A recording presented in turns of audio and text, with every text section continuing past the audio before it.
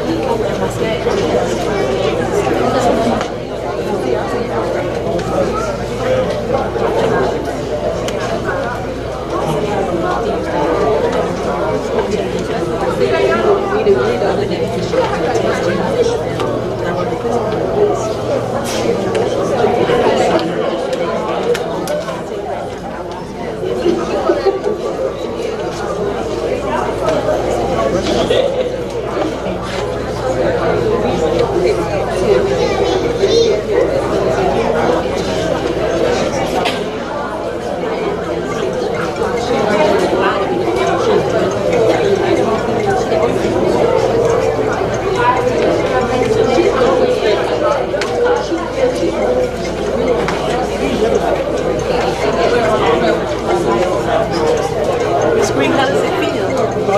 It's fine. It's a new normal. I know.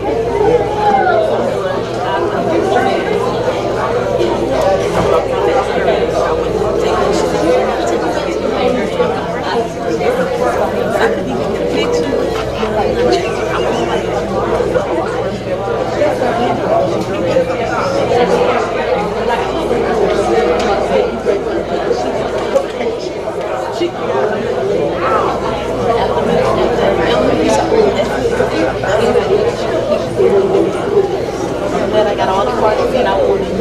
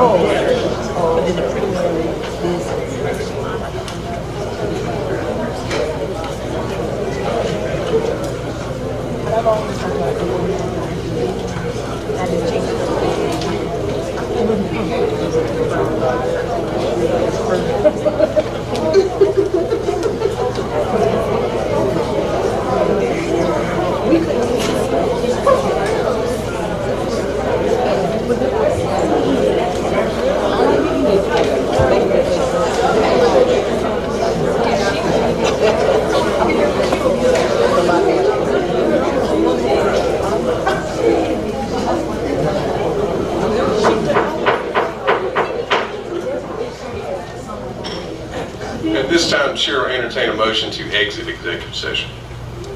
Mr. Chair, Yes, ma'am. I make a motion we exit executive session. Thank you.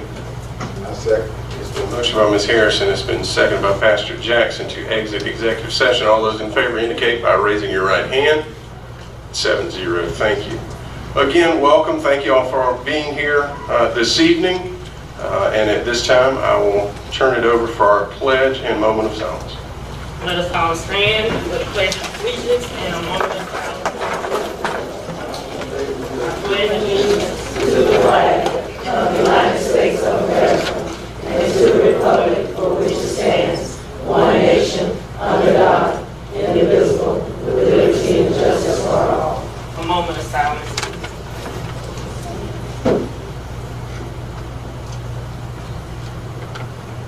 Thank you.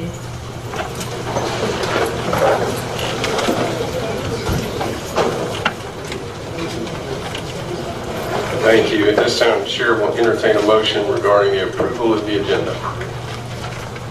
Mr. Chair, I make a motion to approve the agenda as presented. Thank you, ma'am. Second, Mr. Chair. A motion by Ms. Harrison. It's been seconded by Mr. Miller to approve the agenda. Any discussion? Hearing none. All those in favor of the agenda indicate by raising your right hand. 7-0. Thank you. Public comment. Yes.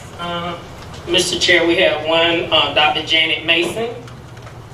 5 minutes, Has she ever spoken to us before? many times. And due to the fact that I'm always so slow, y'all should give me more time. Good Lord. Where all these people come from? You look good. It's wonderful when you come out to see to support your children and see what our school district is doing to make things go well. Dr. Green and the board members, first I want to tell you, I attended the, hope I say this right, the convocation last week, and I was so impressed. I was so impressed. I was disappointed when all of y'all weren't there, but four I think were there, because that was spectacular. Folks, to open the school, we had somebody representing all facets of the school district, the janitors, the bus drivers, the administrators, the teachers, everybody that it takes to run the school district. And boy, did they put on a wonderful program. I'm telling you, next year when it's time for that, don't you miss it. Come on out there and see what your wonderful school district is doing. And now, that was great. But the other thing is, you need to come to see everything artistic throughout this year. I want to tell you all this now. Come to see what these children are putting on. I had the pleasure, when I moved back to South Carolina from California in 1993. Do you know there was no dance anywhere in any of the schools?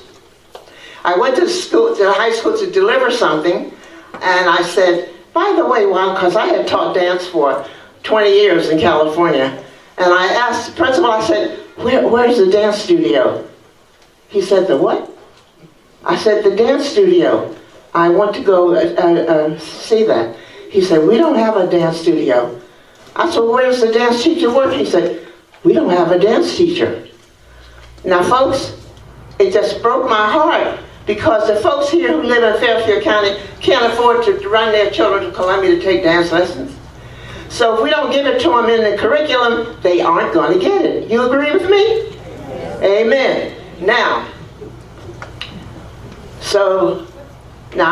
as these good people up here know, I'm a busybody. It's not time yet. Give me 2 more minutes. I got it started, folks. The principal said, let's go find a room where you can make a dance studio.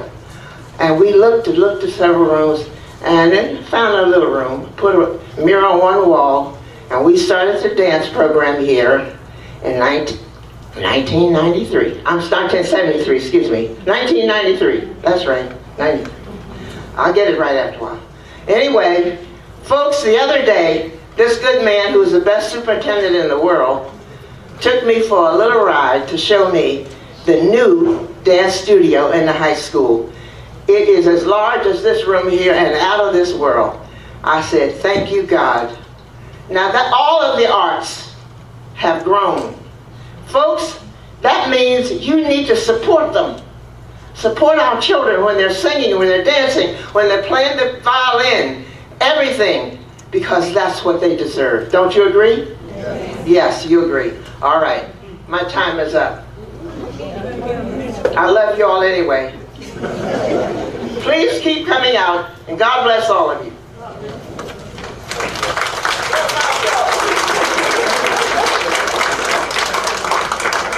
Do we have any additional public comment? Thank you, ma'am. All right, that'll move us down to presentations and recognitions. It is my pleasure on behalf of the school board to present to two members of our board certificates of achievement from the School Board Association Boardmanship Institute. These conferences you go to, they're very much a learning experience, networking experience, and you are rewarded for your going to them. And in this situation, we have two folks who have gone up a level. Mr. Darrell Davis is now level 2, and Ms. Harrison is level 4. Congratulations, I have your certificate here.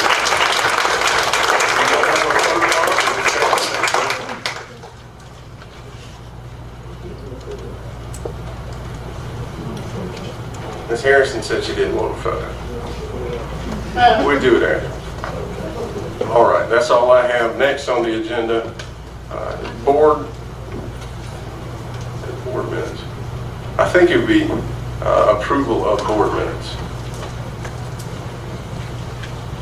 At this time, Chair will entertain a motion regarding the board minutes. Mr. Chair, Yes, ma'am. make a motion, we approve the board minutes. Did we do that? No, that was the agenda. It Okay. probably should have been up there, but that's okay. We'll get it now. It's from the July 16th Yeah, the board. July 16 board meeting. Chair, I second. Thank you, ma'am. It's been motioned by Ms. Harrison, it's been seconded by Pastor Jackson to approve the minutes of the July 16th board meeting. Any issues, concerns regarding that? All those in favor indicate by raising your right hand. 6 in favor, negative. Abstentions? 1 abstention. Thank you. Superintendent's report. Chairman Fick, members of the board, we have several people in the audience today. We want to recognize the honors chorus and also the Beta Club members who participated in the national convention in Oklahoma City. But before that, I want to update you on a policy that the students are extremely excited about. They're brimming with excitement relative to our new phone policy. And so we've decided to implement yonder pouches at our secondary level. And so at the secondary level, we're talking about the middle school, the career center, and the high school. And so the yonder policy will be students have to put their phones in the yonder pouches upon entering the classrooms. And they won't be able to access their phones until after they leave the classrooms. And so students have been calling me all week saying, Superintendent, I am so excited, I'm so glad you did that. Long time ago. Am I right? Who's been calling me? Who's excited?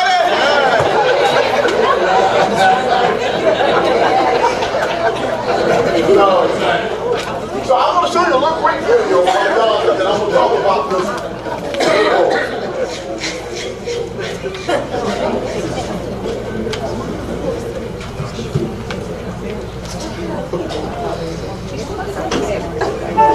Grammarly does more than catch errors. With Grammarly, you can find really good. No. But you know, some people cannot put down their smartphones. They're addicted to the distractions of texting and documenting everything they can. But a startup called Yonder is focused on creating no phone zones by locking up your device. John Blackstone shows how the company's partnership with comedian Dave Chappelle is fueling a growing trend. That's me! In their attachment to their smartphones, the students at Mercy High in Burlingame, California are typical teenagers. But when they enter Mr. Offield's English class, the phones get locked in the little bags, which can't be opened until class is over. by separating something that's primarily for their social life, I'm hoping that it brings them a little more into the moment. These bags are made by a startup called Yonder. Its founder, Graham Dugoni, is attempting nothing less than breaking cell phone addiction. You thought we needed a new etiquette for the digital age? Yes, just something to help people engage with each other in a real way. And I think what it symbolizes is a movement. And the bag is just the tool. The Yonder pouch locks much like a security tag in a clothing store. If someone needs to access their phone, they can choose to leave the phone-free zone. Dugoni first introduced the bags at nightclubs in tech-centric San Francisco. Sometimes you see someone come in and kind of their shoulders are up tight and they're grabbing, clutching at their phone like it's a baby. You can read it on their face. They're saying, "Don't take my phone away." It's a new movement challenging the new normal, viewing the world through the screen of a smartphone. The Yonder bags are now mandatory for everyone attending a performance by comedian Dave Chappelle. We've had a strict no cell phone rule for years. Obviously, if you look on YouTube, you will see that very few people adhere to it. Before the bags, Chappelle often found himself telling jokes to people distracted by their devices. It'd be very hard for you to talk to anybody if he was doing this the whole time you're talking. The bags used in arenas that seat as many as 20,000. After the first 5 minutes of kind of twitchy hands and looking for their phone, people seem to forget about it and slip into that kind of natural mode of interaction, and that's the kind of the golden moment. Back at Mercy High, Administrator Summer Dittmer admits to having phone separation anxiety. I walked into a club. They asked for my phone. I said no. And then they said, you need to put your phone in here or you can't see anything happening in the venue. So they gave me the thing, put the phone in, put it in my purse. But you were separated from it. You couldn't use it. It's almost like being separated from your own limb. But in the end, I remembered more than I typically do at a concert. That experience prompted her to lease the bags for her school. For senior Allie Ick, locking up her phone was a mental adjustment. Maybe if there's something going on social media, I could be really tempted to want to check my phone every second, but then with the Yonder pouches, it really just takes away that feeling and you don't have to worry about it so much. Junior Daniela Clinton had to bag her phone for 3 days on a school retreat. And I could hear it vibrating, but I couldn't grab it and use it. And you hated it? Hated it so much. Did you see any benefit in it when it was all over? It was like a break from reality, like I completely forgot about everything in school, and it was nice. But not everyone is ready to let go of their electronic addictions. This concert goer was caught red-handed. You're no longer welcome in the venue while Dave's performing here. I understand why people use their phones and why people are addicted to this technology. I'm not any different than them. But people actually watch the show and they're in the moment and they're vastly more fun to speak to. An old-fashioned solution to a 21st century problem. For CBS This Morning, John Blackstone, Burlingame, California. It has to be distracting for an artist when you're on stage and you just see a sea of phones. Beyonce once gotten somebody. All right. You see how popular I am right now after this new policy. So let's talk about why we decided to implement such a policy. You know, we're probably in an age where we have lots of young people and adults who have active phone addictions. They can't seem to separate from their phones. And it has really caused a problem in our instructional environment. Where teachers are focused on trying to impart you with knowledge, you can't take your focus off your phone. And as teachers have identified, the number one impediment to really improving student engagement, we've identified phones being the number one thing. So after doing a little research, we found this as an option. There's probably one other district, I think in South Carolina, that has already implemented the Yonder policy. But Ms. Jefferson, who is our State Teacher of the Year, did a study on last year in her 4th block class. I want you to look up here for a second. So she told the students in her class, we're going to catalog and record how many times your phone goes off during this one block. During this one block. And so this is a class of, I think it might have been about 20 kids in this class. There were 87 Facebook notifications. This one class big. 65 Snapchat. 163 emails, 204 Instagrams, 484 text messages, 31 phone calls happened while they were in class. 135 Twitter notifications, 60 groupie notifications, and 107 other random notifications. And so I would ask you, how can our young people focus on reading, writing, and arithmetic with all of that going on? Yeah, it is next to impossible. And so this is our attempt to really re-engage them in the instructional process. Now I can imagine some of them are saying, Superintendent, we hate you. All right? Let's go to the territory. But the reality is we're doing this because we think it is in your best interest. And very often, young people don't necessarily understand what's in their best interest. And so we got to start unplugging to a certain extent. All right? And so this is going to be an adjustment. There's some people who are saying, well, Superintendent, we are going to follow the policy. Well, this is non-negotiable. You won't follow the policy, or you won't be at Fairfield Middle School or Fairfield Central High School or the career center. All right? We'll send you over to GOA where you can't have a phone period. So it won't even be a conversation. So this is non-negotiable. And I'll be happy to discuss that with any parent or student to explain to me why you need access to a phone during instructional time. If you're supposed to be in class, focus on your lesson, there's no need to have a phone. Once you leave class, in between class, you can talk on the phone until your heart's desire. Lunchtime, you can do all you want to do on the phone. Before school and after school, do all you want to do on the phone.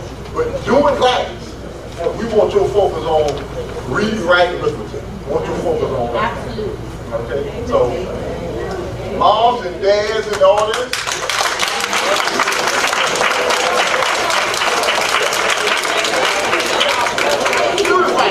Parents love it.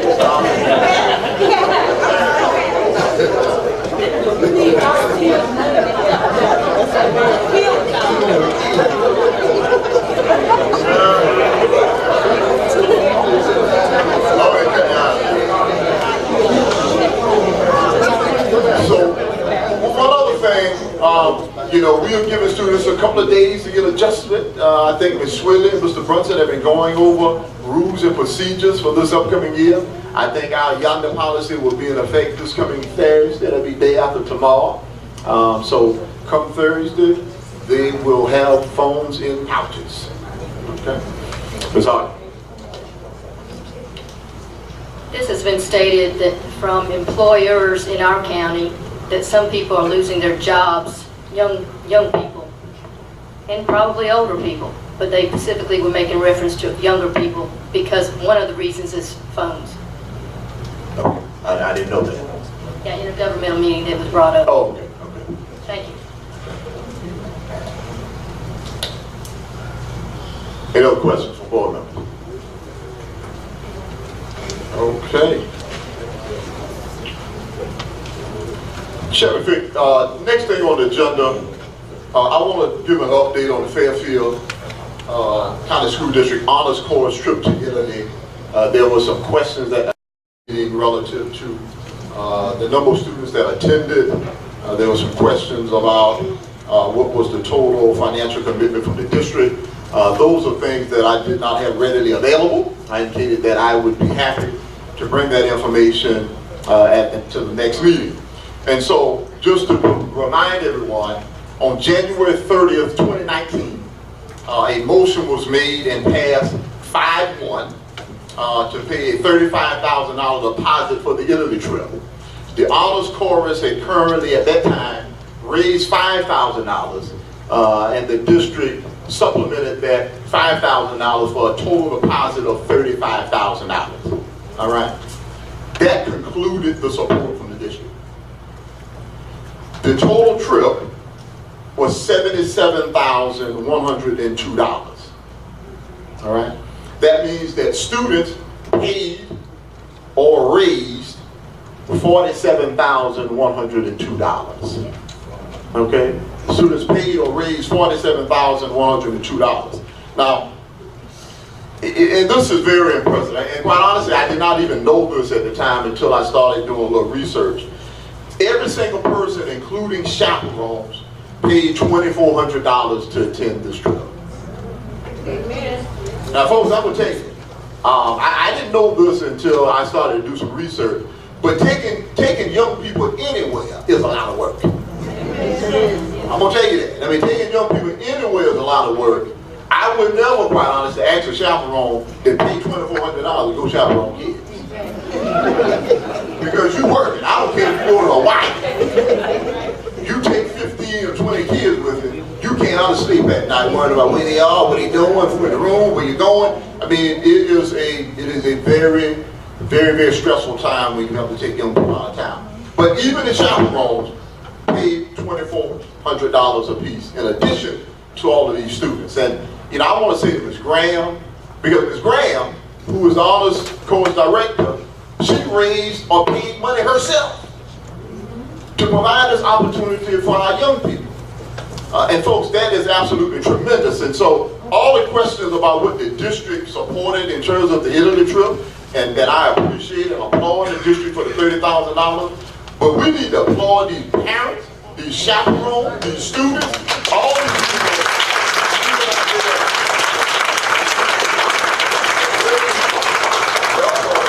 $47,102 who ended up making the trip. We had 13 students attend the trip. We had one collegiate member, and he's been on the honors course for years. He plays the organ or piano. He's a student at Clemson University, but he continues to travel with them and support them in the playing of the organ. And we had 5 chaperones to attend the trip. Okay? And so, Ms. Hartman, I realize you had some questions about that. Are there any follow-up questions that you have? All the students in that class that attended it? What do you mean in that class? Did anybody else that was not in that class that... So honors course is a class. Honors course is a class. So there are students who participate in grades 6 through 12, I think it is. So it isn't a class. You said all the students who are in the class. There is no honors course class. Students participate in honors course rather you at the middle school, the high school, and even some 6th grade students, if I'm accurate. So I'm not from people you say, oh. No, it's not a class. Okay. All right. Now, this is the time I really enjoy, the opportunity to recognize honors course and beta club students. And since there are probably fewer honors course students, I'll start with honors course first. These students travel to Italy to perform.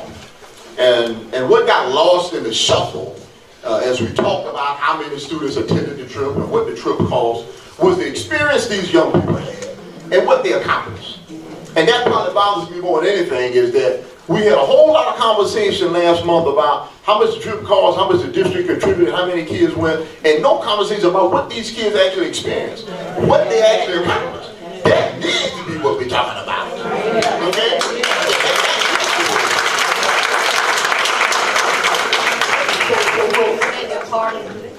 Superintendent, it never went in far enough to go any further. The discussion stopped, if you recall. Thank you. Well, first of all, it did not. All right, I started off the discussion by talking about what they accomplished. You have to go back to the minutes. But I'm going to reiterate that once again anyway. All right, just in case somebody forgot about it. All right, so the honors course did travel to Italy and won first place in category G, choir, sacred music.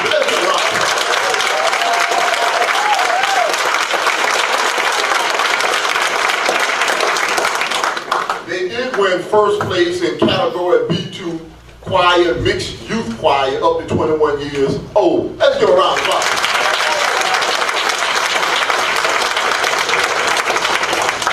And last but certainly not least, Alex Boyd, who is now at Methodist University, I think. Won best male choir member. Give Alex a round of applause.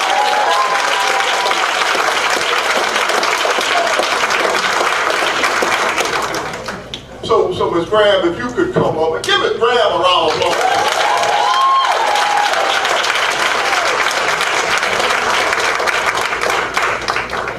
Ms. Graham, if you could have all the honors course members to come forward.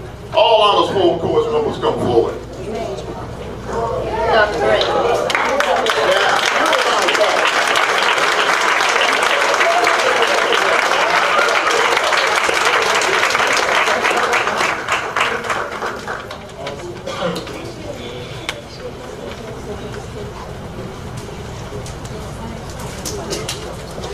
Yeah, chaperone, the principal, y'all come forward as well. Chaperone, the principal, y'all come on forward as well.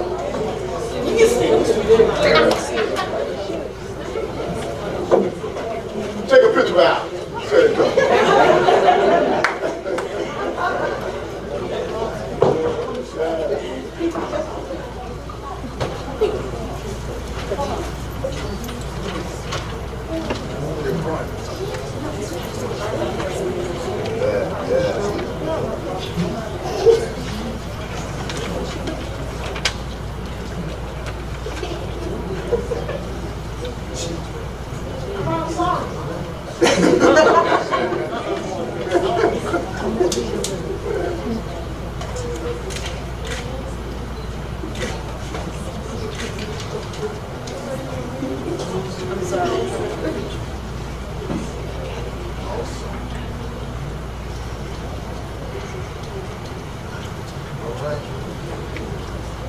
Ms. Graham, if you could just recognize all of them, introduce all the honors codes and chaperone members. Good evening. On behalf of the Fairfield District Honors Course, I would just like to thank Superintendent Green, the entire Board of Trustees, Principal Brunson, Assistant Principals Johnson and Dixon, and all of you. The real MVPs in the room are the students and the parents who continue to support the Fairfield District Honors Course. We have Ms. Janiyah Coleman, who raised your hand. We have Gianna Rose. We have Dayana Myers. We have Kayla Pickett. We have Carla Pickett. I believe that's Iden Tillwell on the other side. We have Tierra Thompson. We have Tiana Turner. We have Casey Hopkins. We have Ashton Lewis. And we have Ashley Hill. And we have Micaiah Chappelle. And as mentioned before, Alex Boyd is at Methodist at Fayetteville, and Logan Wade is at Clemson. We also have Miss Melissa Pauling, chaperone. We have Miss Sylvia Harrison, chaperone. We have Miss Lachelle Pitt, chaperone. We have my assistant principal, Miss LaWanda Johnson, chaperone. And I have my supportive principal, Mr. Jamie Brunson. So we thank everyone for your continued support of the talents of the Fairfield District Honors Course. Thank you so much.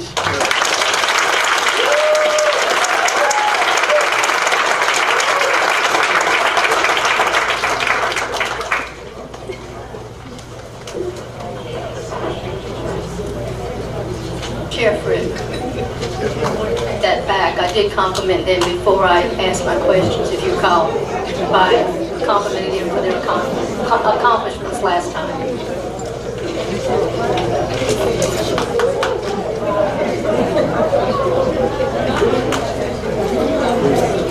So, one last thing. Obviously, I've already recognized Ms. Graham. I appreciate her and her willingness to expose our young people.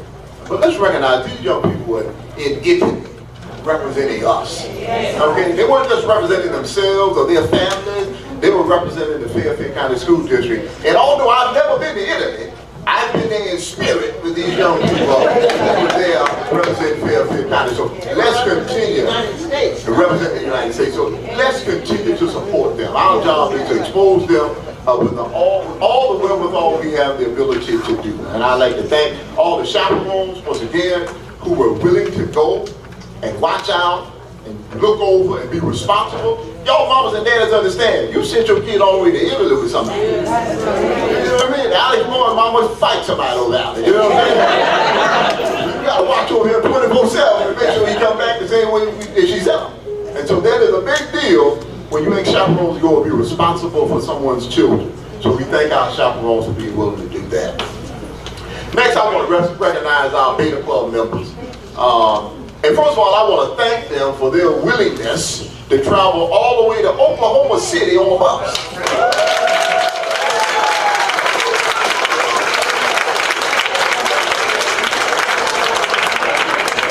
Oklahoma City, that ain't around the corner, you know what I mean? That's a nice ride.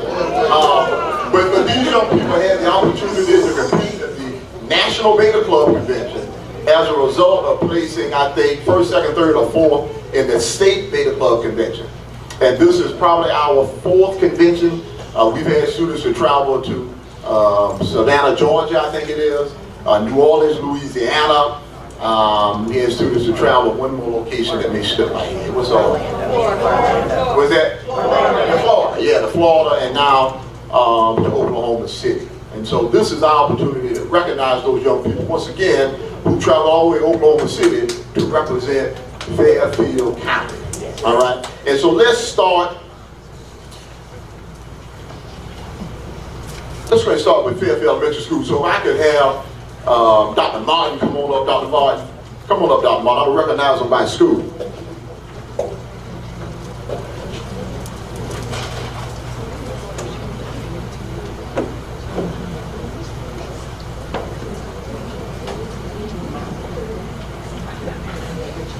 And so we had students from every school to attend the Beta Club convention, I think with the exception of maybe one.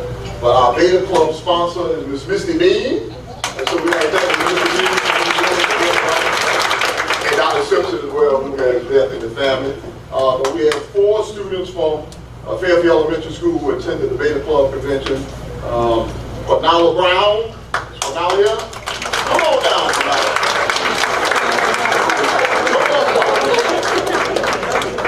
Don't be shy, girl. All right. Christina Smallwood.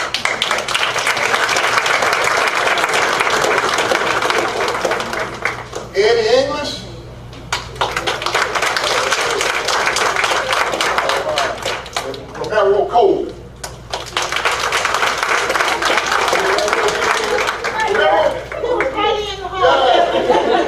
Come on over here. Y'all come take a picture with me right here. Yeah, come take a picture here.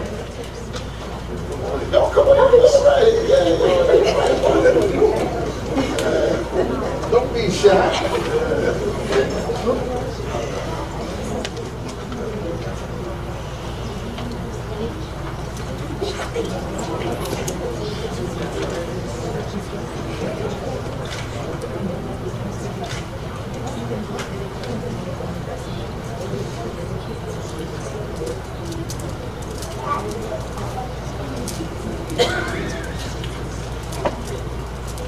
Give FCSD a round of applause.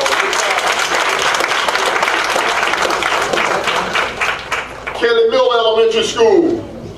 If I could have Ms. Woodard to come forward.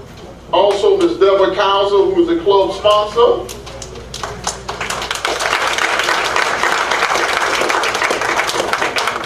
All right. From Kelly Miller, y'all can go stand right over. From Kelly Miller, James Ashford.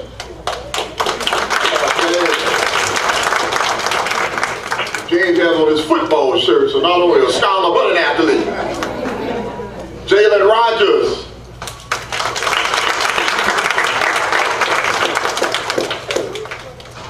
Rashid Mawakil.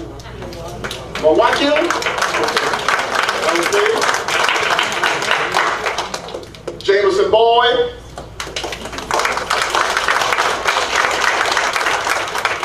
Deanna Caldwell. Tamia Evans.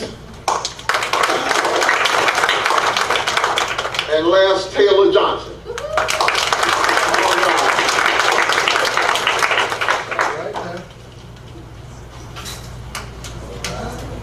Good job. Good job.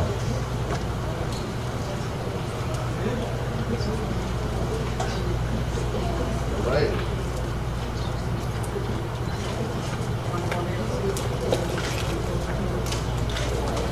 All right, good job. Give them another round of applause. All right, from Gee Elementary School, if I can have Ms. Bramlett come forward, the principal, and Ms. DeAndre York, who's the club sponsor.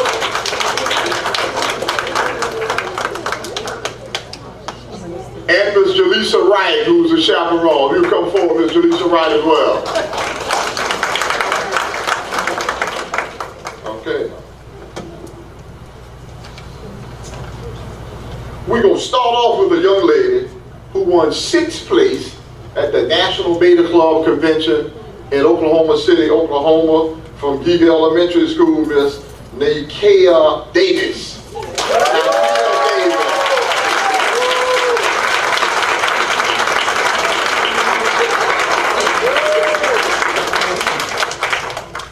Now that's sixth place with students all over the country. Yeah. In ELA. Yeah, good job. All right, so from Gig Elementary School, Ontario James. Logan Bowell.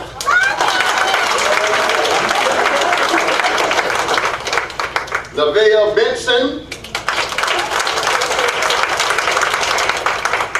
Aaron Garcia.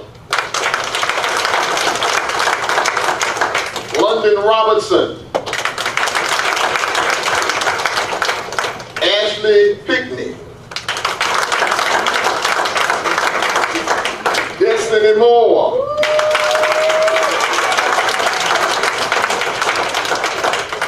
Adriana Pickney. Zaria Lofton. Jeremiah Johnson. Kinsley Green. Nakia Davis. Jalen Thomas. Zion Young. Jayshawn Worthy. And Kelvin Watson. Give all the round of applause.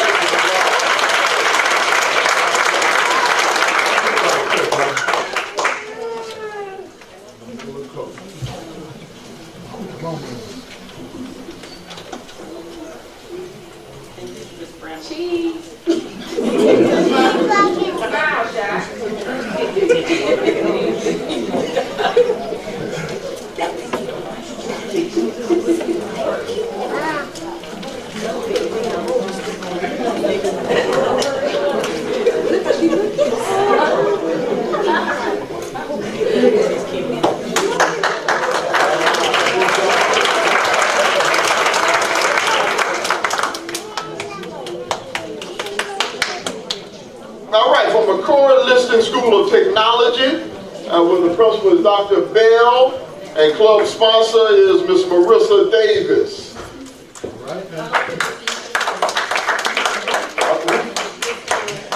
Along with Ms. Miller, come on, Ms. Miller.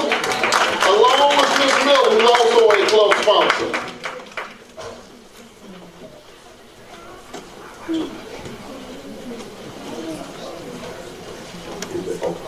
All right. So first of all, I want to recognize a group of students who placed 10th in the junior technology competition. First of all, Kamaje Fista.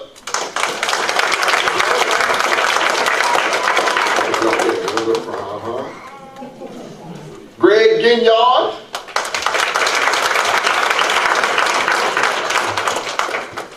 Adrian Robinson. Jamari Sanders. Allie Wright. And Alasia Williamson.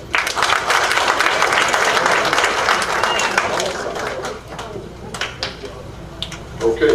Also, we want to recognize from McCord Liston, Aiden Douglas.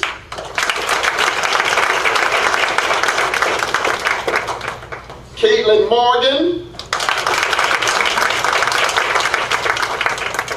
And Joshua Richards. Okay, is that everyone from McCord? Okay. Give them all a round of applause.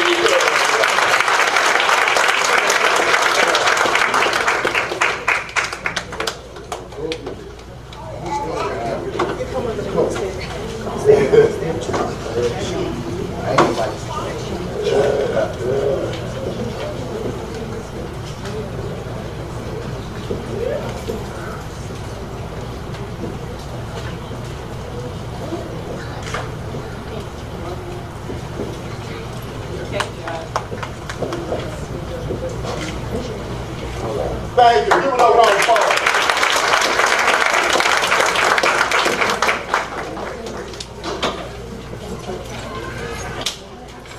Fairfield Middle School, where the principal is James Brunson, and the baseball sponsor is Mr. Detroit McElrath.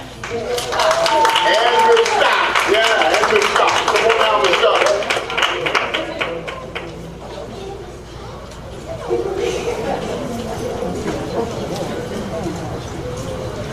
And so we have 2 awards that we want to recognize from Fairfield Middle School.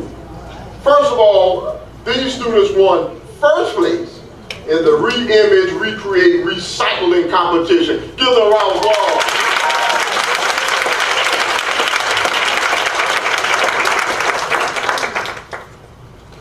Patience Cook. All right. Malachi Wood.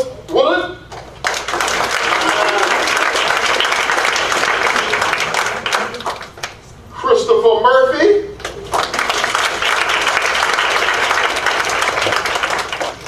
William Dawkins. And Caroline Villegas Salas.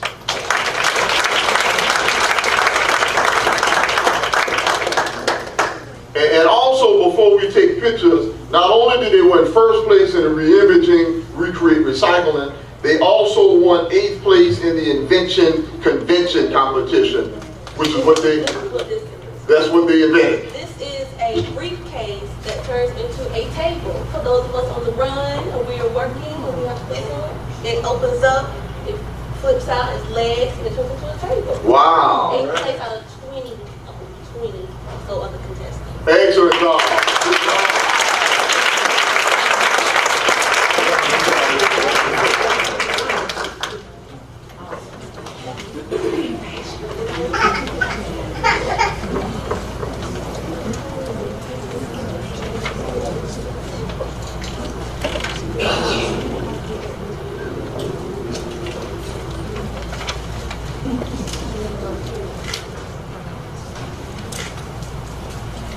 Thank you. Give it up, round of applause.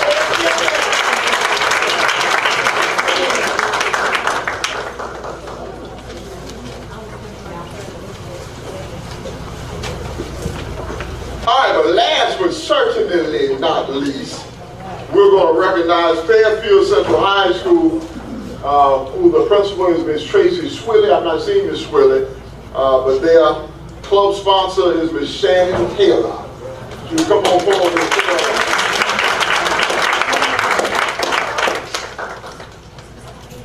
And I'll tell you, before we even get to recognizing all of the wonderful awards that they won down in the competition, we have our South Carolina State Beta Club president in the house.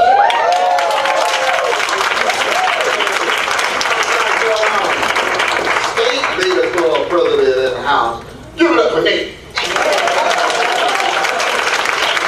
And he's a heck of a linebacker at that. All right, a great job. Yeah. Yeah, get my football practice. All right, well, let's get ready to practice. We gotta get it right now. All right, so a couple people want to recognize. Two-dimensional design.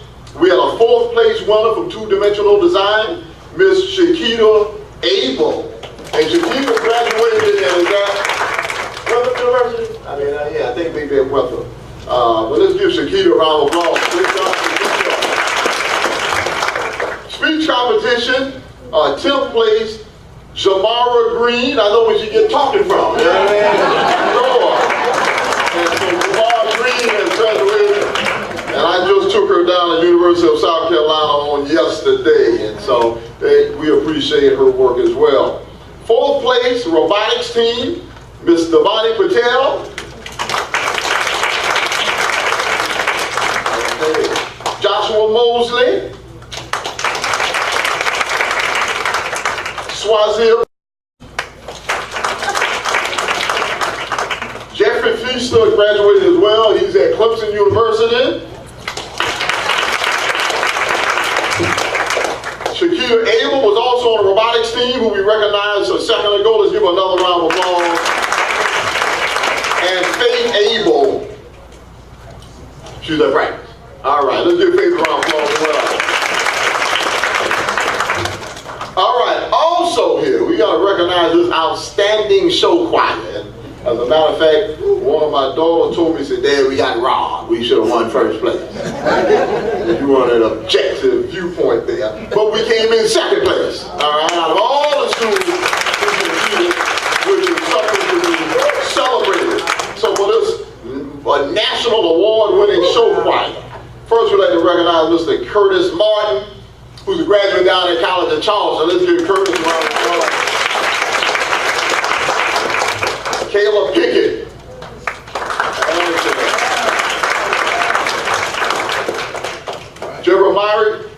Jeremiah Edmonds. Jamaria Edmonds. All right, Jamaria Edmonds. All right. Sharik Evans, who's a graduate, I think Sharik at South Carolina State. All right. Kaylee Goff. Give a round of applause. Kayla Robinson.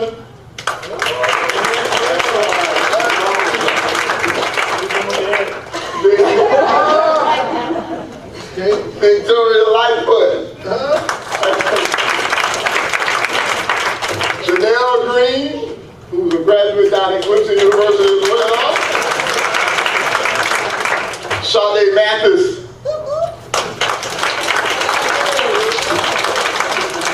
Alyssa Boyd. Sheldon Johnson. John Sheldon. Kiara Matthews. Winter Mukawakil. I know I messed that up.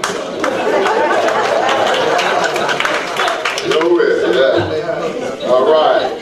Zakira Davis.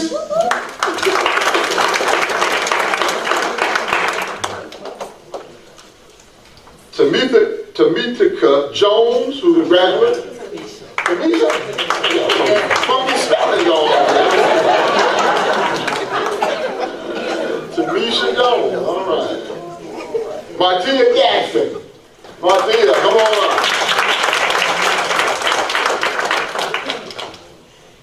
All right. I know I got some people here.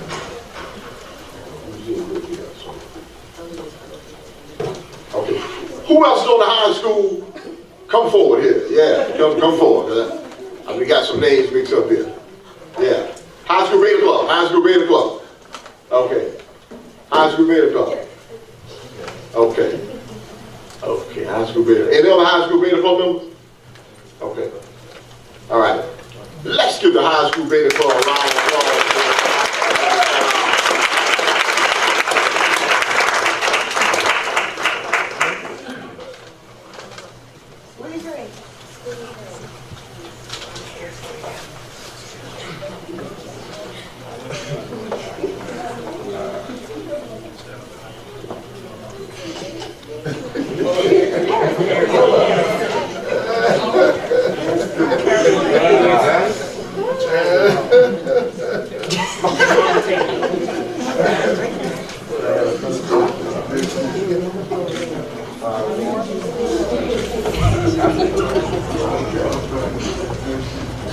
All right, give another round of applause.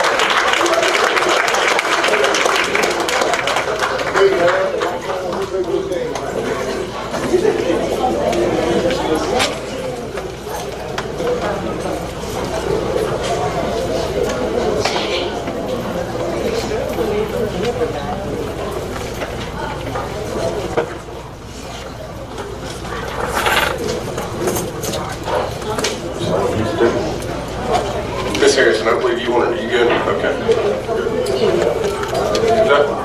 Dr. Green, as everybody's leaving the room, I just want to say one thing. Congratulations, everybody. Thank you for your representation of Fairfield, whether you went overseas or whether you went to Oklahoma City on, it was one of our buses too, wasn't it? No. Okay, good. I'm glad we did that. Good. I felt bad for you if you had to do that. But what I did note that I think we lose track of sometime is you were talking about our seniors. I heard our seniors are at SC State, College of Charleston, Clemson, Winthrop, and the University of South Carolina. So thank you all to teachers, parents, and Beta Club sponsors who prepared our students so they could succeed at these fine institutions.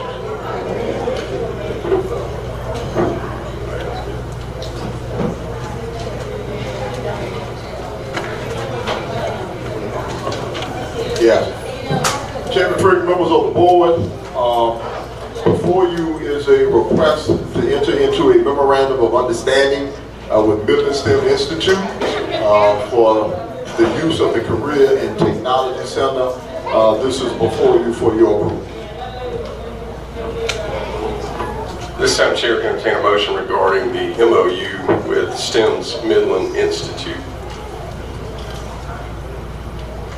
Mr. Chair. Yes, ma'am. I make a motion to accept the superintendent recommendation to approve the MOU between Fairfield County School District and Midland STEM Institute. Thank you, ma'am. Is there a second? Thank you. It's been motioned by Ms. Harrison. It's been seconded by Mr. Davis to approve the MOU with STEM, Midland STEM Institute. Discussion. Mr. Chair. Yes, ma'am. I'm sorry, y'all, my son's acting up. But just to clarify, to make sure that our students come first, and any availability spots, then, they come after that. But just to clarify with the principal and the guidance counselor, to make sure our kids get first choice. Yes, ma'am. Yes. So, Ms. Harrison is exactly right. Obviously, priority will be given to students who are enrolled with Fairfield County School District. Provided that space is available, we'll continue to make that available to those students who are outside the district. Anybody else on that? Dr. Green? Go ahead. Did you? Okay. Just briefly, I'll get back to you there, Mr. Miller. Great. Now, we have homeschool students that have gone to the Career Center before, and has it been made available to Richard Wynn students as well? Yes, sir. So we have had other members of the community who have used the school? Absolutely. Okay.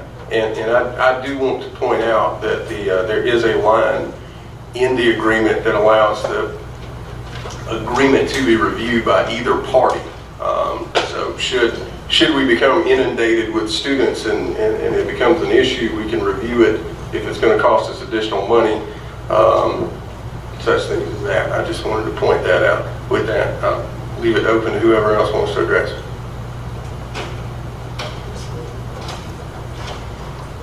Mr. Chair, Yes, I just want us to make sure that we continue. It ain't like we're not doing a good job. We can do a better job at whether it's our guidance or our teachers, making sure that we letting our students as well as all the students, let them know what's open at Career Center. It is so much. I wish I had all that when I was students. I mean, it is so much. You can become anything you want to be. You want to become a nurse? They got it there. You want to become a barber? Cosmetology? I mean, it's just so much. Graphics, they have so much over there, and we need to take advantage of it, and as well as our Fairfield County students, its availability, it's got to be taught. So I want, if the class holds 18, then if it's 4 slots open, why not? So we're in the business of educating students. Though we Fairfield County students are our first priority, but we want, whether you're black, white, you can be green if you want. I'm just saying that we're in the business of educating students, and it doesn't. And I applaud Dr. Green with chairman when Midland STEM or Richard Wayne or homeschool come and they want to use our facility, and if there's room, why not? Thank you, Chair. Thanks. Anyone else? motion second. We've exhausted discussion. All those in favor of approving the MOU indicate by raising your right hand. That's 7-0. Thank you. Chairman Frick, members of the board, before you is first reading of the policy revision BEDB agenda. It is before you for your approval. At this time, Chair, entertain a motion in regard to policy BEDB. Mr. Chair, Yes, ma'am. I make a motion to accept the superintendent recommendation to approve first reading revision to board policy BEDB agenda. Thank you, ma'am. I'd like to second that, Mr. Chair. I'm sorry. Thank you. That's okay. Go for it. It's been, Oh, you got it, brother. I'm gonna give Mr. Miller the credit on the record on that. Ms. Harrison motioned and Mr. Miller seconded to policy BEDB, first reading. I drafted this, so I'll speak to it. In kind of going over what occurred during the last meeting, and I will call it somewhat of a frenzy about the inability or the, as it was stated, not knowing information. I thought it'd be appropriate to explore whether or not this has been addressed by other places. And I will tell you that I found it in, not necessarily in districts in South Carolina, but districts in other places where they have essentially what's called a no surprise policy. Whereas if you have, we provide you the agenda, and that's why it's attached to the agenda part here. We provide you the agenda. If you have specific questions, this policy says specifically to address them to Dr. Green, because you can address them to me, but probably what I'm going to do is refer it to him because of specific information. He's going to know it and I won't. But email him or write him to let him know what it is. And that way we avoid the circumstance where I don't know if we're playing a game of gotcha, but that's what it looks like. It is when we're trying to surprise somebody, make it look like, oh, you don't know information. We don't expect that from him, and I don't think he should expect it from us. So this kind of limits that. What this policy also does is, if you don't make the request and you come ask for information that required previous research, your request is going to be ruled out of order. Additionally, if you make just a request that is just so onerous that it's just not feasible for it to be completed in time, that will not be honored. So that is why I drafted this, and that's why it's before you this evening.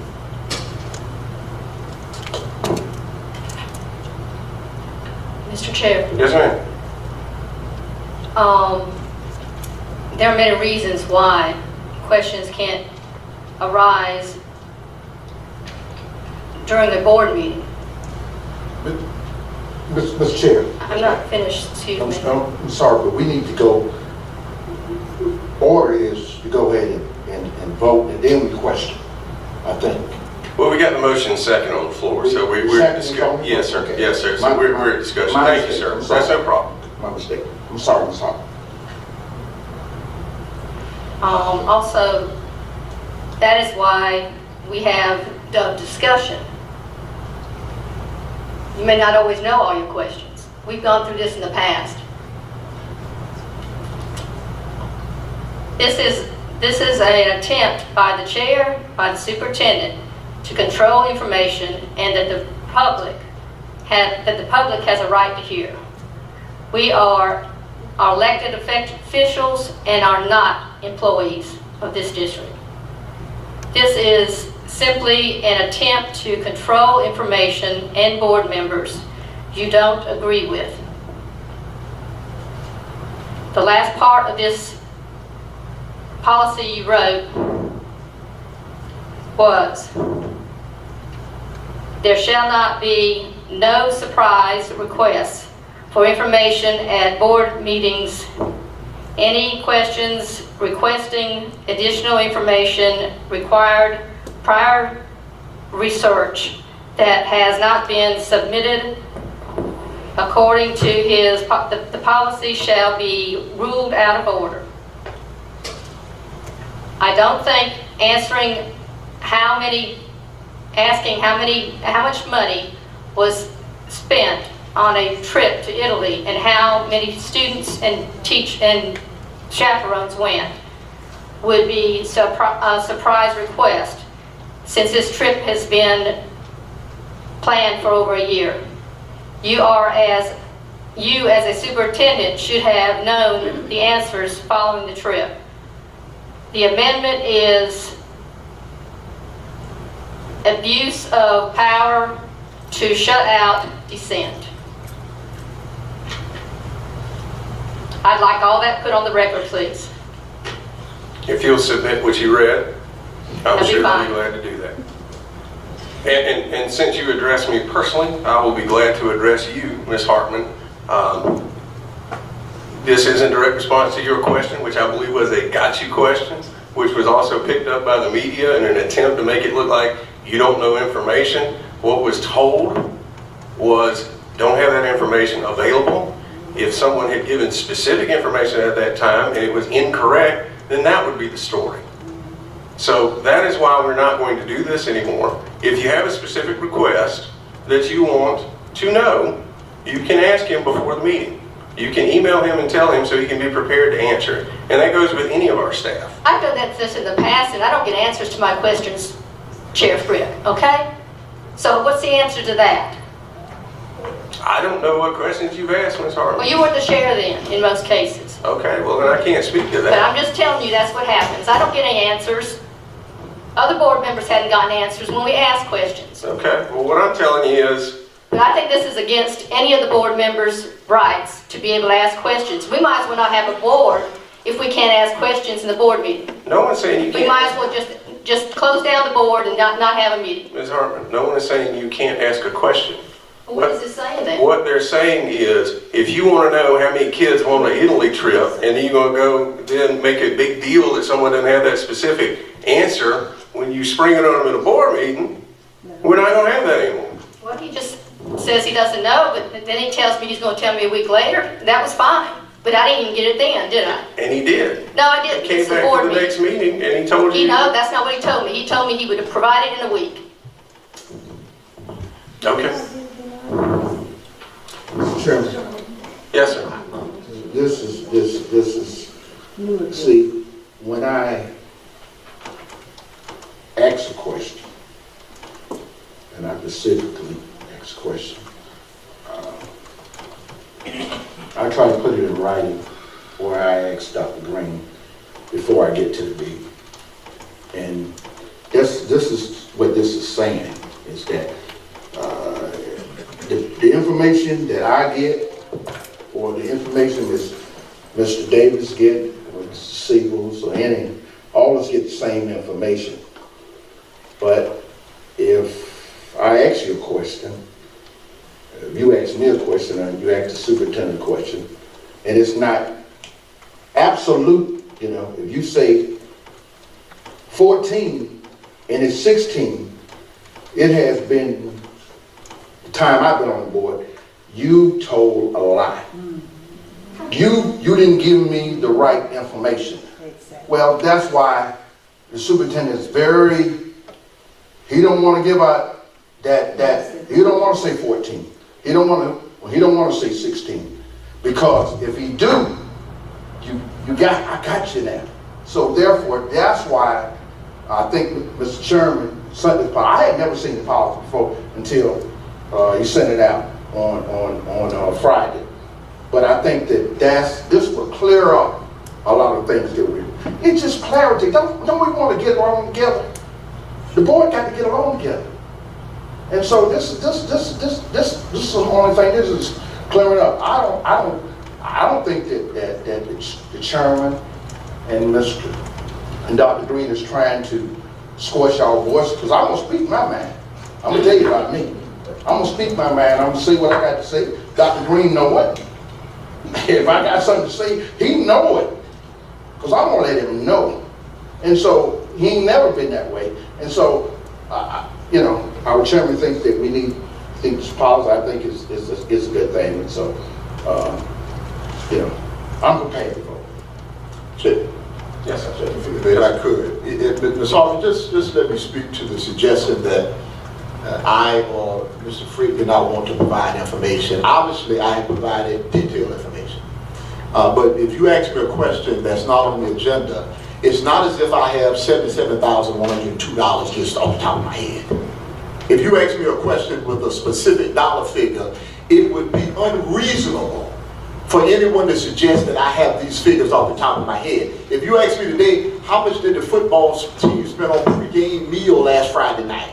Well, I couldn't tell you that off the top of my head. If you give me an opportunity to research it, I could.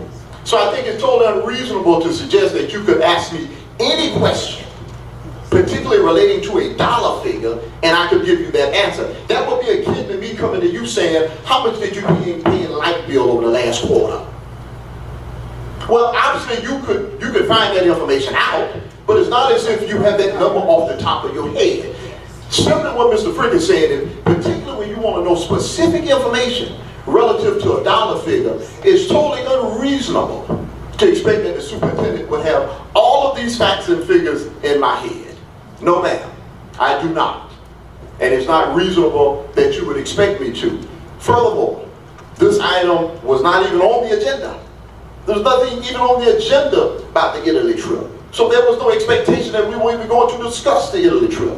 You said we discussed it over a year ago. Well, we discussed it a year ago. Okay, so we discussed it a year ago, Ms. Hoffman.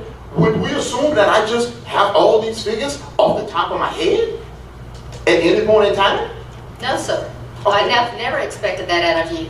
I've always told you that, tell whatever you know, and if it's not, I don't ever, in figure you're going to know exactly, but you just say, I think it was this, but I will find out for you. But in most cases, you don't find out for me. Well, see, the problem is that was Hoffman. You didn't ask me to give you an estimate. What you said is, tell me what the district spent on the Italy trip. Okay, and if you didn't know, you could say, like you said, you come back when I asked, could you give me figures in a week? Yeah, so this is the issue, Ms. Hoffman. Did I have an issue with you saying that to me? Well, if you're suggesting that this is an attempt for us not to give you information, obviously it's not. So the same information that you requested, I am providing.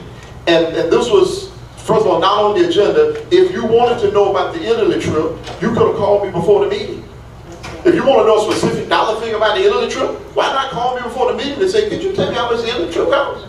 If you want to know specifically how many students went on the trip, you could have called me before the meeting and say, could you tell me how many students went on the trip? I mean, if you came to me today, Ms. Hoffman, and said, how many football players went on the game last Friday night? No, I couldn't tell you that off the top of my head. But if you wanted to know the answer, you could have asked me before the game, before the meeting, and I could have called the coach and said, how many players did you dress out?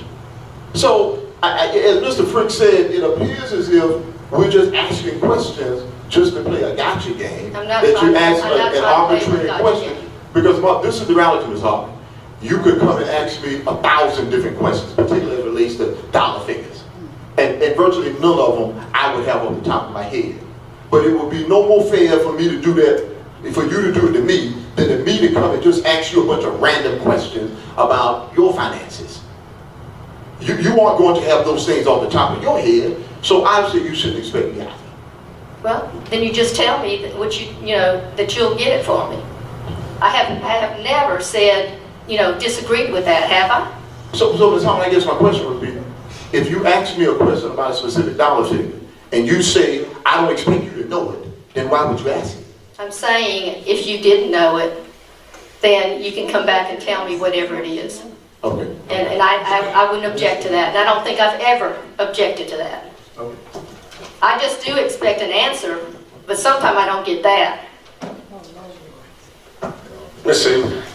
Yes, Mr. Freak, I don't have a problem with the policy, but I do have a question. If I have a request, how is the determination made whether it's a sincere request or whether I'm on a fishing expedition? It could be sincere to me, but my knowledge base might not be at the point where it should be, where it may sound like to someone else that I'm just fishing, when I'm making a legitimate request. And the policy saying And if it's determined that it's not legitimate, then it will be automatically denied. And I'm just wondering what criteria are we using to determine what's real and what's fishy? Well, the intent of it is, if you see the line there before it says onerous request, the request for additional information shall be specific and relevant to topics on the agenda. Okay, so let's say the Italy trip, since that's what we keep talking about, was in fact on the agenda, and you wanted to know, I do want to know how much money we spent on it, how many kids went, chaperones, all that stuff. You want to know specific information, okay? If you want to know how many hours they prepared to go for the trip, I don't think that's anybody needs to spend a whole lot of time trying to research, and our staff doesn't need to be trying to do that. I mean, that's not the best example, but that's kind of the idea behind it. The word onerous is there for a particular reason. Onerous is everybody's quarterly salary for the last 15 years. And as some board members can attest, we've had requests that are similar to that. And I'm not saying there's anybody sitting at this table tonight, but this is an issue that we have had for some time. I believe it's appropriate we address it, and that's why this policy has been proposed. If I could, Mr. Frick, I would say two things. First of all, I think it would be appropriate that the things being requested are on the agenda. And so, there's a lot of questions about even the Italy trip, which was not even on the agenda. And secondly, if there are any questions, the board has the authority to direct the superintendent to answer whatever questions they would like. And if there's something into question, then I would simply bring it back to the board to say, I have some questions about whether this is something onerous. I wait for the board to give me direction. And so if there's any question, Mr. Siegel, you all as a body would make that determination. I'm going to go back to the statement of the things that you have on the agenda. You don't always know what your question is going to be because you don't know what you're going to discuss about it. When you talk about something, just like what you talked about, let's say, look at the examples tonight. You might not know what you might want to ask a question about ahead of time. Well, that's why I have a line in there that says you need to read the agenda and be prepared. But you can't, it's not written out what he's going to discuss about it. I believe every topic he discussed this evening. And a lot of times, some of this stuff isn't even on the agenda, what he's going to talk about. That's been also some cases. So Ms. Frick, I'll just end this. Ms. Hartman, I don't ever discuss items that are not on the agenda, with the exception of maybe congratulating the football team on a win, the honors chorus on winning first place. But those are simply congratulations. I would ask you to reference when I would discuss items that are not on the agenda. And what you have asked me before is, Superintendent, if you were going to reference congratulations or other things just for information's sake, would you put that on the agenda? And I told you, I said, well, sometimes, Ms. Hartman, I don't even know who I'm going to recognize or what it is I may want to give a shout out about. But if there are items particularly that would lead to specific dollar figures or those kinds of information, those are going to be items on the agenda. As evidenced by what transpired today, all of what I talked about was relative to Yonder pouches, was relative to Beta Club, was relative to Honors Chorus. Could you reference anything that I've talked about during all of my presentation that was not on the agenda? Not tonight, but anytime it comes up, I'll remind you next time in the future. Please do. Thank you. Anything further on this? Yes, ma'am. Mr. Chair, Dr. Green, I appreciate it because I do read my board docs, and whenever I have any concerns, I always call you for it, and you do get the answers for me. I just think the meetings go a little bit smoothly when we, get most of the questions out. Stuff do come up, but it should be discussions on what is on the agenda. So I appreciate you for that. Chairman Frick, can you tell me the places that you got the similar document? You mentioned that you said you found several places. Yes, ma'am. I think I found out of policies in the state of New York and the state of New Hampshire. And there may have been somebody out in California, but I can't remember. Well, it's very few that I know of. In fact, I don't know any of them. Thank you. No what? They have policies like this to keep people from speaking. I will tell you very specifically, because I know they're going to look it up. There is not one in the state of South Carolina. I looked at all 82 school districts in the state of South Carolina. This policy is not there. What I did is I went and looked around where this no surprise policy is. And quite frankly, it is not incorporated as a policy because there is a code of board ethics, and number 2 on every code of board ethics is we're not going to have surprises at school board meeting. So since we do not have that, I felt it was appropriate to incorporate it in our policy. I found draft policy that I thought covered it, and that is the proposal I'm offering. I think it's against the Freedom of Information Act and also against everybody's First Amendment rights. Ms. Hartman, I want that put on the record. no one has said you cannot get information. No one has said you cannot ask a question. What they're saying is we will not have surprise questions. And it doesn't say Paula Hartman can't ask surprise questions. It says nobody on this board can ask surprise questions. This gavel goes against everybody. Okay? That's the idea. Now, I think we've discussed this. All those in favor of first reading of policy, BEDB, first reading, all in favor, indicate by raising your right hand. That is 5, negative, 1 negative, abstentions, 1 abstention. Thank y'all. All right, Chairman Frick, before you is a new policy proposal, first reading of policy BEDL, board members and electronic communications, for your approval. This time, Chair, I entertain a motion regarding first reading of policy BEDL, board members and electronic communication. Mr. Chair. Yes, ma'am. I make a motion we accept the superintendent recommendation to approve first reading of policy BEDL, board members and electronic communications. I'll second that, Mr. Chair. Thank you. It's been motioned by Ms. Harrison. It's been seconded by Mr. Miller to approve first reading of policy BEDL, board members and electronic communication. Again, this is a proposal that I found. I can tell you that I took this one from Jasper County. This is, if you look at Jasper County's policy manual, this is the exact same one that they have. It is also in place in Rock Hill, Kershaw. I didn't bring my piece of paper. It was a half a dozen districts in the state of South Carolina. And yes, I looked at all 82 of them again and found that they had this proposal to deal specifically with electronic communication. I find it appropriate because I proposed this before I knew about yonder pouches, but this is kind of like the yonder pouch for the school board, except we're not having yonder pouches. What we're saying is, you got this device in your pocket, or your board cell phone, or your personal cell phone, you don't need to be using it. I do believe that communication back and forth during a meeting is possibly already a violation of board policy, but I wanted to see something specifically saying, addressing the issue, because I think just as we talked about it being a distraction in school, I think it's a distraction in meeting if you're spending more time on your phone than you are paying attention to your iPad or whatever device you're looking at your board docs on.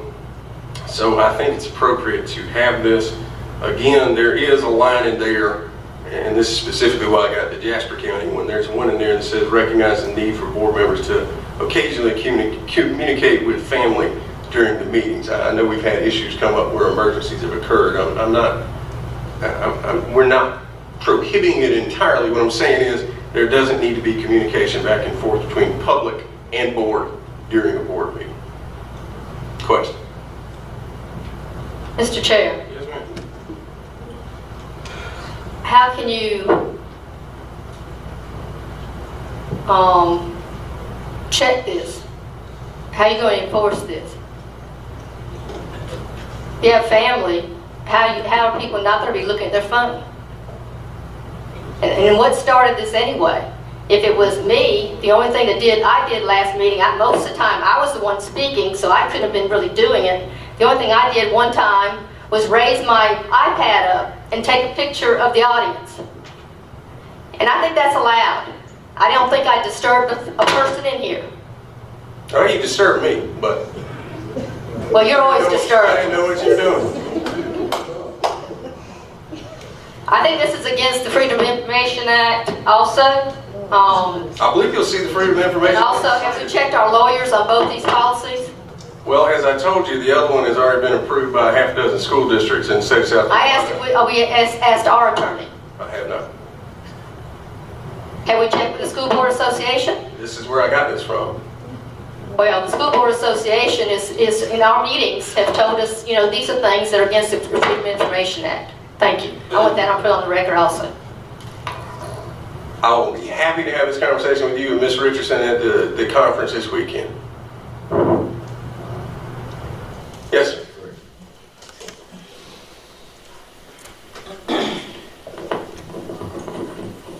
I am a little disillusioned by all of this because we have board meetings and we take care of school business as a board, and we do it in front of the public, but we're doing it as a board. The public is not participating.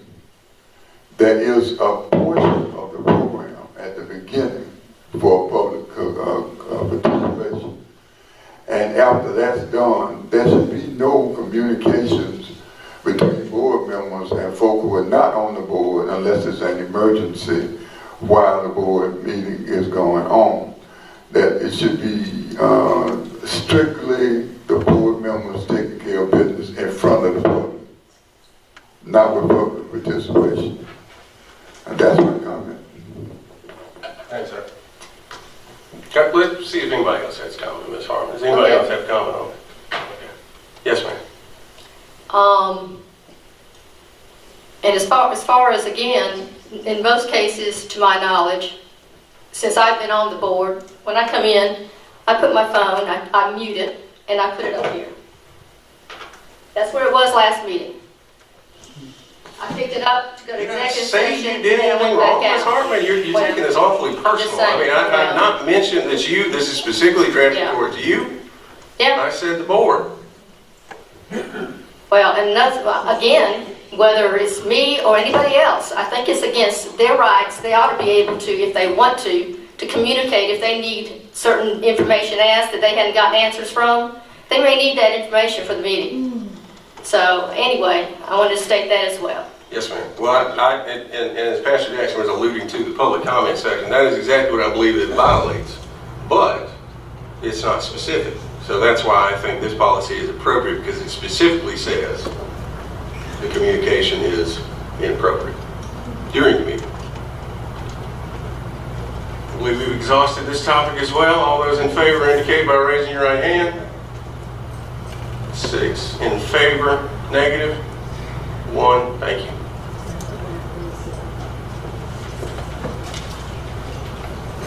Curriculum and instruction.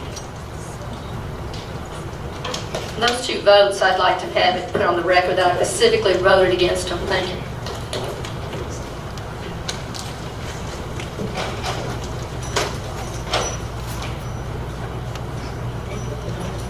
If there's any lawsuits.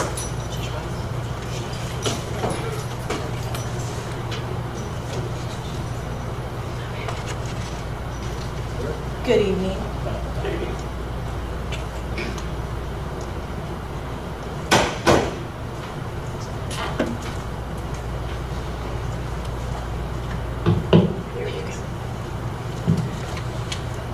Good evening. For your approval is an overnight out-of-state field trip request for Fairfield Central High School.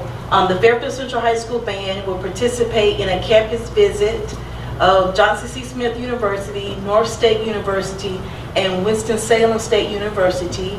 And the trip will take place on September the 20th, and students will return on September the 22nd.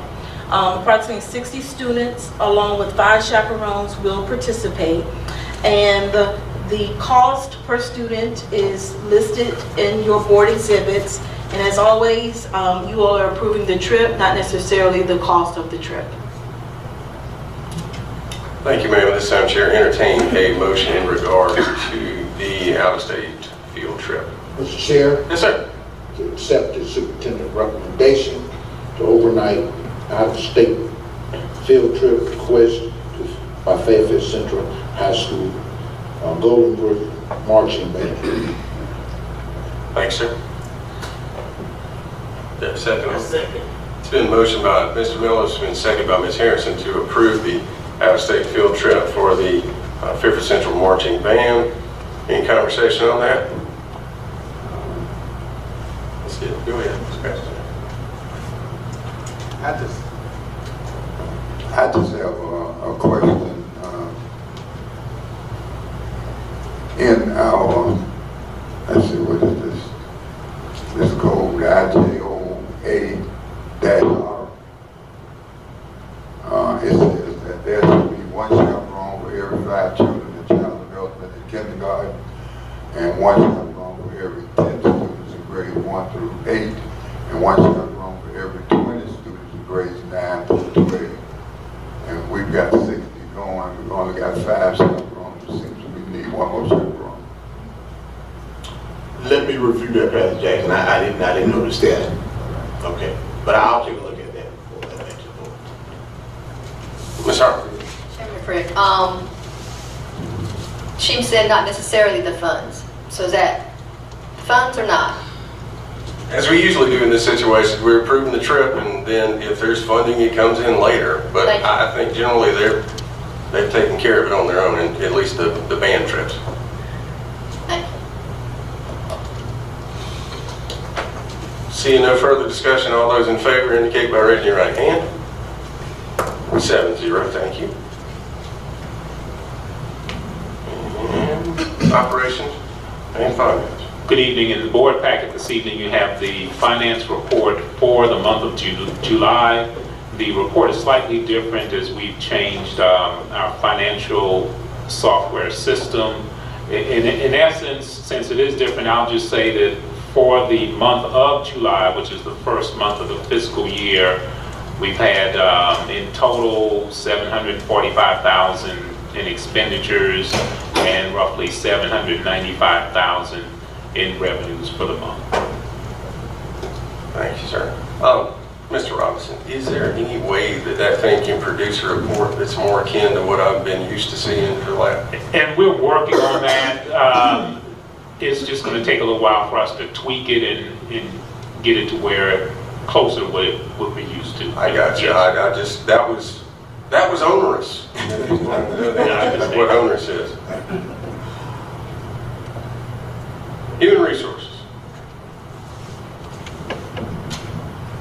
Good evening, Mr. Chairman and members of the board.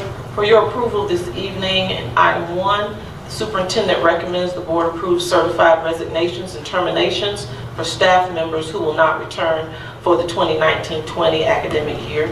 That's presented to you in Exhibit 1. Thank you, Chair. Entertain a motion in regard to professional certified resignation terminations in Exhibit 1. Mr. Chair? Yes, sir.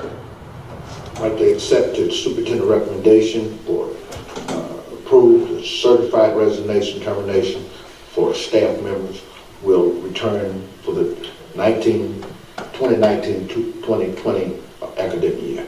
Provided accepted. You are absolutely right. Pastor Jackson will not return. Thank you, sir. It's been seconded by Mr. Davis. After the motion by Mr. Miller, it is personnel, so no discussion. All those in favor of approving certified resignation termination indicate by raising your right hand. It looks like 6, 7. Okay, thank you. 7-0. Next, second item, the superintendent recommends the board approve certified staff members for academic year 2019-2020. Thank you, Chair. Will entertain a motion. I don't know that there's any reason why we can't do these in one motion if you would like. A and B? Yes, sir. Mr. Chair, I make a motion we accept the superintendent's recommendation to approve certified staff members in academic year 2019-20, Exhibit 2A and Exhibit 2B. I second that, Mr. Chair. Thank you. As it is personnel, no discussion, so it's been motioned by Ms. Harrison. It's been seconded by Mr. Miller to approve certified recommendations and working retirees in 2A and 2B. All those in favor, excuse me, indicate by raising your right hand. Thank you, 7-0. Ms. Harrison, your allergies are catching down here. Next, presented to you in Exhibit 3 are certified administrative recommendations where the superintendent recommends the board approve certified administrators for academic year 2019-2020. Mr. Chair. Yes, ma'am. I make a motion we accept the superintendent recommendation to approve certified administrators for academic year 2019-20, Exhibit 3. Thank you. And it's been motioned. Did we get the second on that? I'll second that, Mr. Chair. Thank you. It's been motioned by Ms. Harrison, it's been seconded by Mr. Miller to approve certified recommendations in Exhibit 3. Again, personnel, no discussion. All those in favor indicate by raising your right hand. 7-0. Thank you.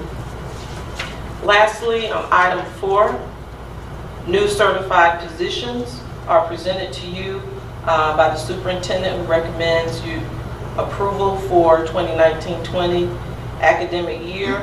Exhibit 4A is a description, and Exhibit 4B is the memorandum of understanding. Thank you. This time, Chair, entertain a motion in regard to the certified new position. Mr. Chair. Yes, ma'am. Make a motion we accept the superintendent recommendation to approve new certified positions for the 2019-20 academic year, Exhibit 4A, Exhibit 4B. Thank you, ma'am. I second. It's been motioned by Ms. Harrison, it's been seconded by Pastor Jackson to approve new certified position in 4A and 4B. It's a little unusual, it's a new position. I'm gonna have Dr. Green explain what we're talking about. Yes. And so, Chairman, Frick, members of the board, we're very excited about the opportunity to partner with the University of South Carolina on what has been deemed the All for SC initiative. And in essence, what it amounts to is the University of South Carolina has agreed to partner with, particularly Fairfield. They may branch out to some other districts eventually to look at whole community improvement.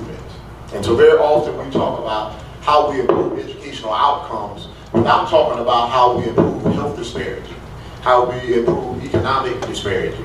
And so university is going to leverage the resources in their business school, in their engineering school, culinary arts, the law school, to really talk about how we improve Fairfield County.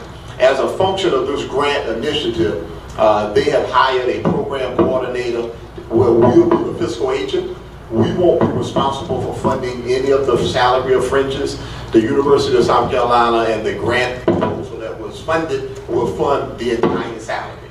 That person will just be an employee of Fairfield County as a program director for the All for SC initiative. So it does not cost the school district any money whatsoever, but it does provide us an opportunity to really engage in this whole process of whole community movement.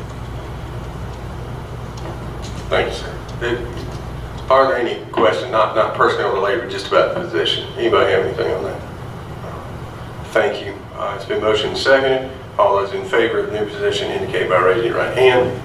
7-0. Thank you. I think that gets us down to my part, and I have nothing further to report. So with that, Chair will entertain a motion to adjourn. Yes, ma'am. Okay, we'll check on that. I don't know what happened.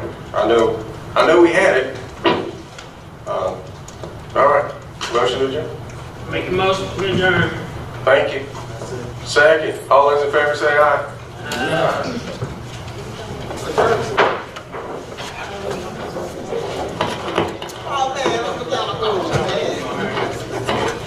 Oh man,